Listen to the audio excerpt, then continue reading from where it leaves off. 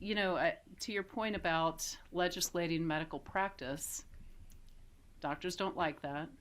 And I'm not sure that legislators should really be in the business of voting on medications. Are there other medications that we should vote on? Dr. Block?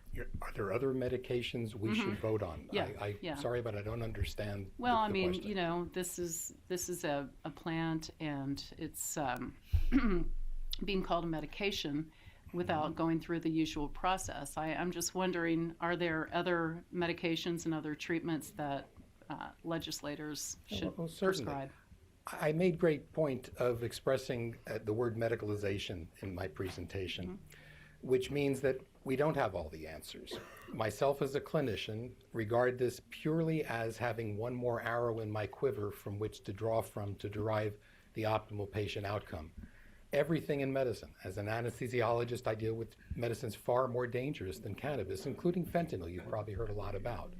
We do so in a balanced risk reduction sensibility with the sensibility of harm mitigation.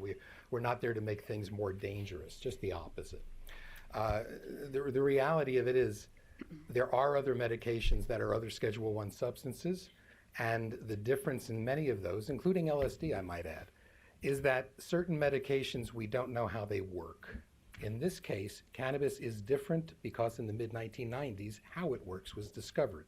The timing of how the first state came on board after that, the timing of it expresses the relevance of the understanding of this medicine compared to others in that context. And with your respect to your comment about experiments, that's exactly what states do. In this case, with it being federally legal and with citizen patient mandates from other states, the states themselves are these proving grounds. Is it entirely experimental? I wouldn't think so at this point at all, because we do know how it works. But there is a learning curve. That's why I use the medicalization term. And that process is meant to continue with certain constraints that everybody may not like, but to continue independent of a federal designation that right now has stayed stagnant for the many years, almost 25, since the discovery of how this works has been frustrating for many citizen patients.